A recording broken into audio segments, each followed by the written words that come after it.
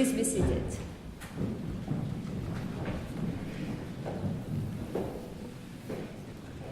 Good news are words, gestures, actions that have the capacity to bring a smile to somebody's face.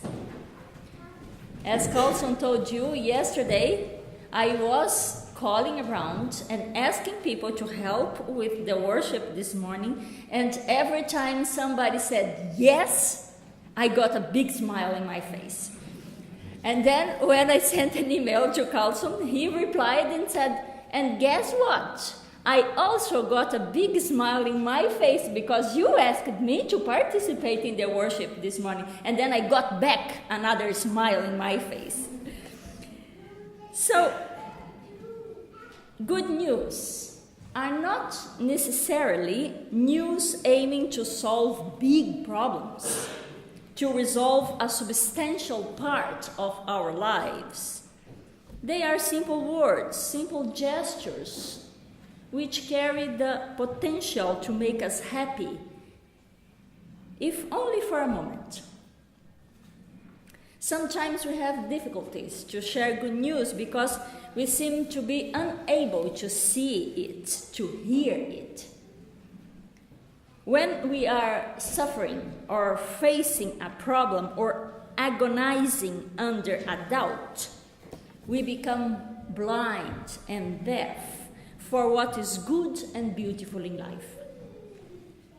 Still, goodness and beauty are at our disposal. They do not leave us. How much space do you give to what bothers you?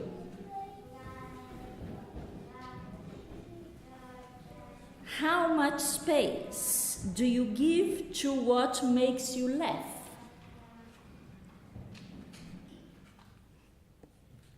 I know that sometimes it's not easy to keep a balance, but we do have to try. Pain and anguish can consume us. Suffering and sadness have the power to possess us. But so has joy. And we have the power to choose it. Ruben Alves, this Brazilian theologian, philosopher, many things, he says that joy is a source of eternity emerging into time. It's always there, just waiting for the opportunity to burst into our lives, breaking through sadness in order to bring a smile to our face. So please, grab the opportunity. In the gospel reading this morning, Jesus said to his disciples, "Go and tell John what you hear and see. The blind receive their sight, the lame walk, the lepers are cleansed, the deaf hear, the dead are raised, and the poor have good news brought to them. And blessed is anyone who takes no offense at me." Jesus says, go and tell John what you hear and see. What good news have you heard? What good news have you seen? You are invited to come to the microphone and tell the good news you have heard and seen, whether great or small, serious or good for a laugh. Laugh. Laugh. Then go and help construct the gospel track we are making around the altar. Now, you have to make sure it's better to get only one piece and make sure that you plug that piece, that you connect it into the other one, okay? Because if not, then we are going to have a broken track. So we have to connect the pieces. Because we hope that many people will come to the microphone this morning, we ask you to keep your good news to 30 seconds. And then we have a train signaler to help us. Good. So after 20 seconds, our train signaler will give you a caution sign.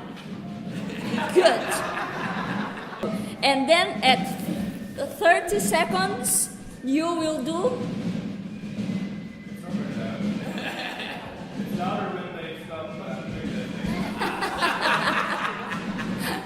There is a noise that the star does, but of course we cannot compete with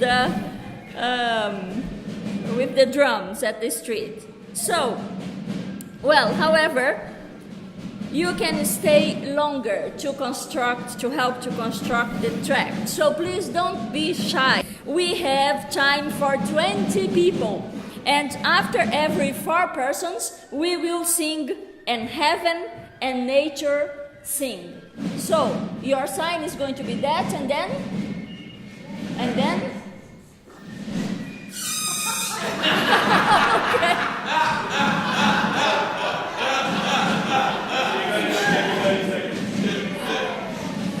So this morning we are all proclaimers of good news. We are all called to bring smiles to each other's faces. Good morning. My husband told me took my 2 sons yesterday to the Sermon hockey game, and the Sermon won. And I have met 3 very, very happy people in my household. I am 77 years old by God's grace, and to think that I could speak 77 years with important words is actually not right. All I can say, if the deaf can hear and the blind can see with the words of Jesus Christ, and I hear the people here, God is with us. Hallelujah!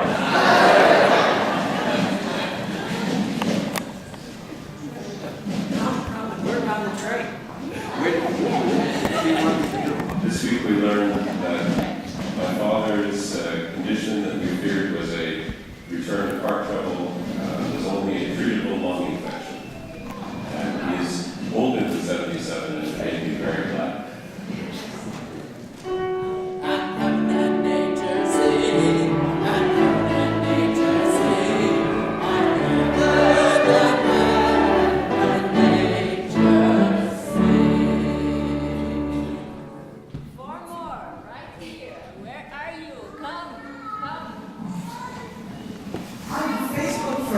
With a bunch of university-age kids, and it is such fun this week as they're all Facebooking each other about 2 more days, 6 more days, and I get to see my brother and my sister and my mom and dad.